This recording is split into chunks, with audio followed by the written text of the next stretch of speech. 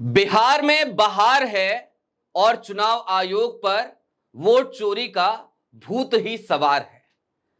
यही हो रहा है क्या? भारतीय जनता पार्टी की मेयर निर्मला देवी, उनके दो दो एपिक कार्ड सामने आ चुके हैं और विजय सिन्हा को लेकर तो पहले ही सवाल उठ चुका है।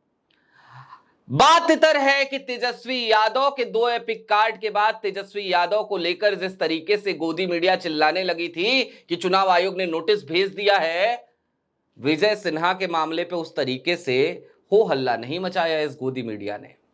और अब निर्मला देवी के दो दो एपिक कार्ड, और निर्मला देवी कोई छोटा मोटा नाम नहीं है। मुजफ्फरपुर से आने वाली बिहार की निर्मला देवी, जो भारतीय जनता पार्टी की पुरानी और बड़ी नेत्री हैं, वो मुजफ्फरपुर की मेयर भी हैं। सोचिए, एक मेयर, भारतीय जनता पार्टी की, दो दो एपिक कार्ड, दो दो एपिक नंबर, दो दो जगह पे वोट, और उससे भी बड़ी बात, दोनों में उम्र का अंतर 2 साल का। यह वोट चोरी किस तरीके से चल रही है, क्या हो रहा है, एसआईआर के बाद भी ये सब कुछ कैसे हो गया, सारी बातें जरा तफसील से करेंगे। नमस्कार, मैं स्वप्निल और आप न्यूज स्ट्रीट देख रहे हैं। बिहार एसआईआर, चुनाव आयोग से पूछिए तो वो कहता है कि यह विशेष गहन पुनर्निरीक्षण है। चुनाव आयोग से पूछिए तो वो ये भी समझाता है कि इसकी जरूरत इसलिए आन पड़ी है ताकि बोगस वोटर्स को निकालकर बाहर किया जाए। लेकिन इतनी बड़ी एक्सरसाइज चल रही है, इतनी सघनता के साथ काम चल रहा है, इतने सारे लोग इस काम के लिए लगा दिए थे चुनाव आयोग ने, उसके बाद भी दो दो वोटर आईडी, दो दो जगहों पे वोट। बिना देरी के आपके स्क्रीन पर निर्मला देवी के दोनों एपिक नंबर हैं, दोनों एपिक कार्ड हैं। एक एक करके जरा दोनों को देखिए। पहला एपिक नंबर है REM 1251917, नाम निर्मला देवी, उम्र 48 साल, सनद रहे ये उम्र याद रखिएगा। शिव शंकर प्रसाद साहू, पेरेंट्स, माफ कीजिएगा, पति का नाम है इनकी। इसके आगे बढ़िए। Assembly constituency Muzaffarpur, Muzaffarpur district Muzaffarpur Bihar, part number 153, राजकीय मारवाड़ी मध्य विद्यालय, पुरानी बाजार, नगर क्षेत्र मुजफ्फरपुर, साहू रोड। ये इनका एक एपिक कार्ड हो गया, एक एपिक नंबर हो गया। अब दूसरा आपकी स्क्रीन पर GSB 1835164, निर्मला देवी, यहां पर उम्र देखिए 50 साल। बाकी सारी डिटेल्स लगभग वैसी ही हैं, लेकिन पार्ट नंबर चेंज हो गया है, उम्र बदल गई है, और उसके साथ ही साथ पोलिंग स्टेशन भी बदल गया है। जहां पर इससे पहले राजकीय मारवाड़ी विद्यालय था, वहां यहां पर अवेदा उच्च विद्यालय, 3 कोठिया छनवारा हो गया है।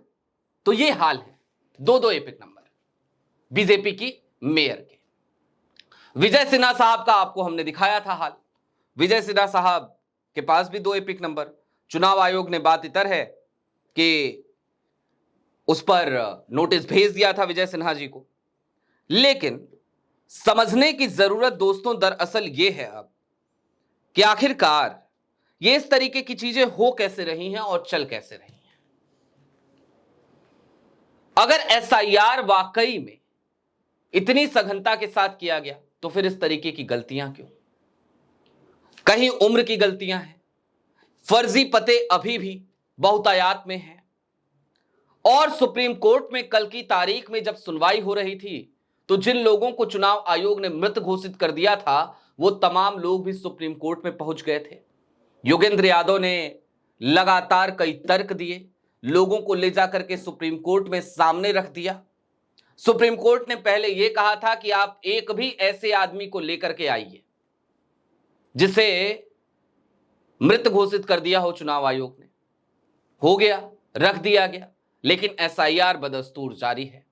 सुप्रीम कोर्ट यही कह रहा है, जस्टिस सूर्यकांत यही कह रहे हैं कि हम यहां बैठे हैं, सितंबर में भी रद्द कर सकते हैं। भाई सितंबर में आप रद्द कर सकते हैं, अलग बात है, लेकिन इतनी खामियां और इतनी कंफ्यूजन आज की तारीख में जो देखने को मिल रहे हैं, इस पर तो कुछ बोलिए हुजूर।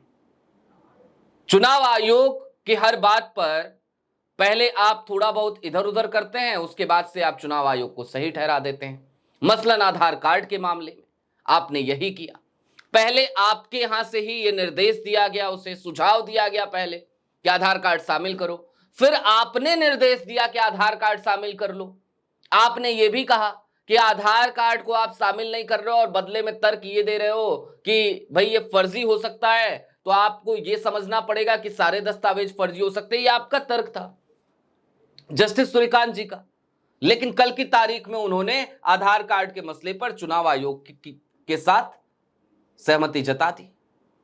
तो ये एसआईआर ऐसे ही अगर चलता रहेगा तो फिर भरा सोचिए कि इतनी सारी खामियों के साथ एसआईआर होगा और उसी एसआईआर के बाद तैयार की गई वोटर लिस्ट पे चुनाव होगा।